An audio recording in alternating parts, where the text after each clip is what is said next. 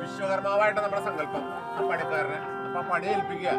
അതായത് ഭഗവാന് തത്തുല്യമായിട്ടുള്ള അവസ്ഥ തന്നെ വിശ്വകർമാവ്.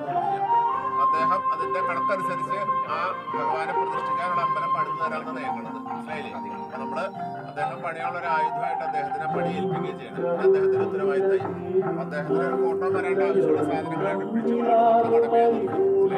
അതിനോട് പ്രാർത്ഥിക്കാം. ഒരു തടസ്സം കൂടാണ്ട് നമ്മൾ ഉദ്ദേശിക്കുന്ന രീതിയിൽ ഒരു കെട്ടിപ്പൊക്കി അതിനെ പണി തീർന്ന് അവിടെ പണി ഏൽപ്പിക്കുന്നതാണ്. ഈ ആയുധം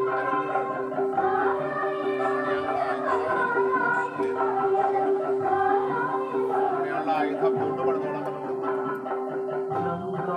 പണി ഏറ്റവും എന്ന് പറയാം.